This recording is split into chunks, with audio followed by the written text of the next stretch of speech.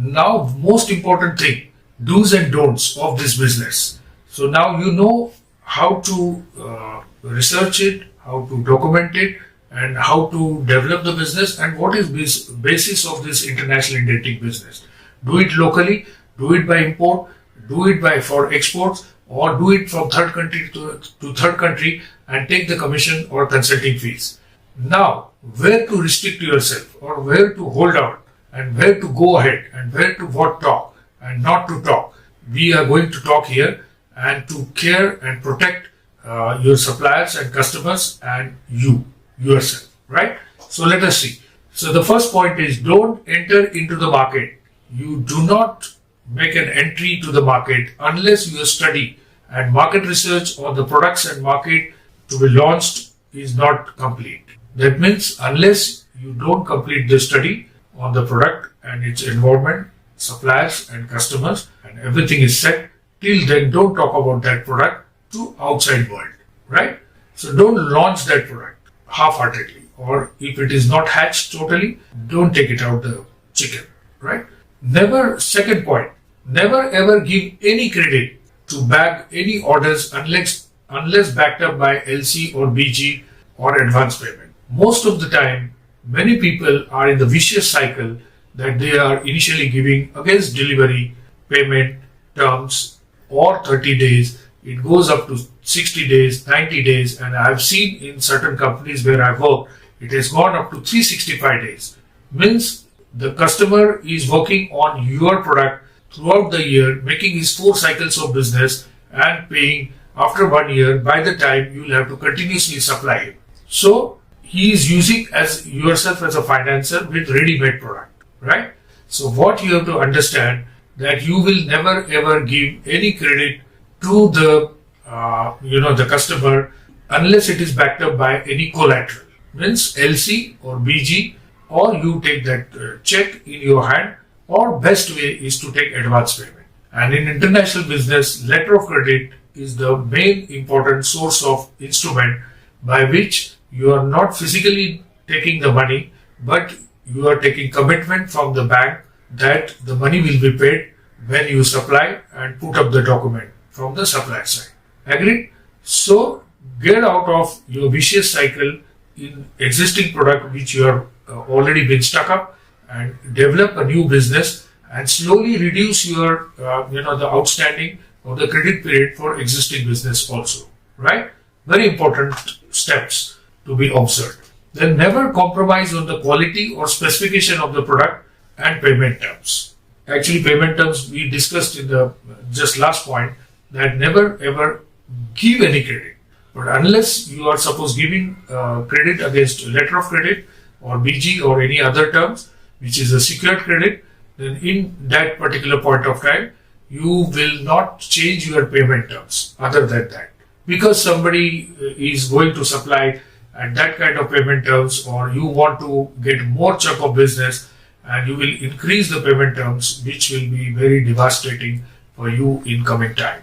And never compromise on the quality, because if you compromise on the quality, there will be rejections, and then you are stuck up again into the vicious cycle of rejections and getting the product again, repairing it, or again replacing it.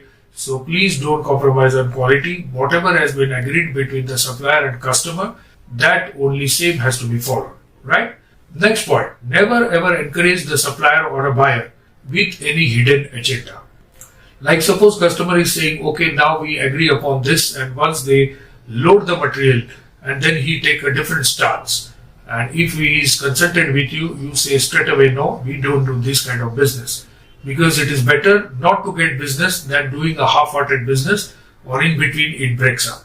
So better be very clear cut in terms of the customer, or even from the supplier point of view, that they agree that okay, you can say this month delivery, but it may get delayed. So you have to be very clear whether you are able to do it in this month, then we'll mention this month, otherwise it will be next month delivery, right? Because if you give delivery now and then you are continuously changing your delivery schedule, then it is not liked by the customer and your name is spoiled in the market, right? So no hidden agenda for any point of time, or for any kind of payment terms or quality or any kind of thing, right? Then deal has to be, as far as possible, you have to deal with the customers or a supplier only on the top of the credible numbers, right? Suppose you know first 10 customers for this product, then go first to these 10 customers and then go for the next 10 customers, A, B, C category, you know. So 80% of the business which is coming from suppose A and B category, and C category is 10 to 20%, then you can leave those business or you can again take top 10 out of that. So almost you will cover 90% of the business in A and B category and some of the 10 top customers of the C category. So go only to the credible customers and same way top of the 10 suppliers in whatever your product line, and you go to them and see that the logistically, suppose Asian countries are favorable to you or Middle East, so take top 10 out of that and then next top 10 from the nearby continent, and you see that make a max mix of that. So you don't go for the giving a price or a inferior quality or a average quality suppliers. Go to the top end customers and suppliers, so you will face no problem in the payment, neither in the deliveries. I have been supplying from the, let's say, Taiwan, Japan and South Korea and certain countries. I have never faced any single quality problem till date. So maybe, you will follow that and you will not face any problem, because most of the time people are asking me that, oh, suppose there is a quality problem. I said, if somebody asks for samples unnecessarily, then I don't supply to him, because I know that this customer or supplier doesn't know this customer, or he is not a veteran player in this line, because we are giving from the suppliers those who will best quality in the world, and the customers who are ready to buy, like a platinum quality or a gold quality product only, right? So our prices may be little higher, but definitely nobody will lose the principal amount. Maybe they will have a little expensive product, but product will be always best and giving the maximum output and the productivity and payments and shipments and everything will be in time, right? Then never deal without any integrity or commitment. I mean, the customers or supplier, those who don't follow the commitment and integrity, don't go to them, right? They may be a sweet talker, or they may be giving some discount structures or some concessions.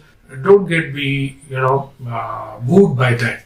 And also you have to deal with the commitment and integrity with both of them, because both of them here has to perform. Because in the normal business, you have either a customer or you are as a supplier. But here you are coordinating both customers and suppliers. But then you have a grip over the market. Next point, decide the deal with the supplier or a customer with transparency.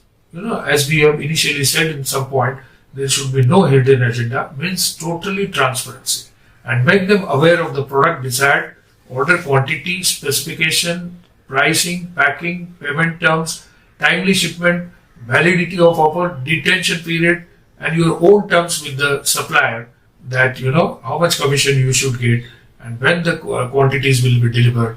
So all these things has to be really decided upon transparently and told of the requirement of the customer to supplier, and supplier what he can offer, you can give it to this all details to the customer. So they are on the same frequency along with you, right?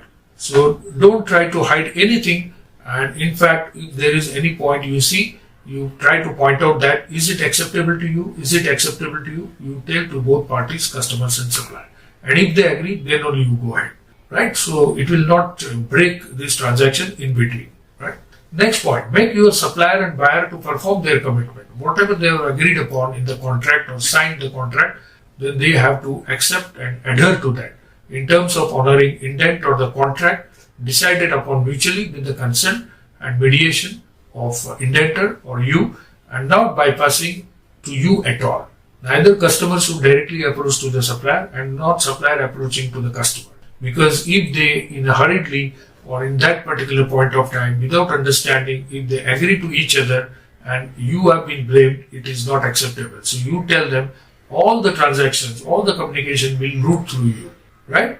You may get introduced to them and you may able to, make that comfort level.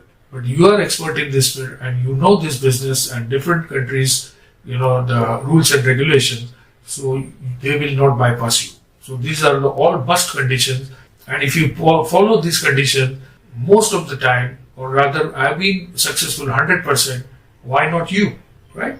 So all the best, and stay tuned and do the excellent indenting business and be very successful and without any problem and without any hurdles of any transaction getting distracted or disturbed. Thank you very much till then, and wish you all the best.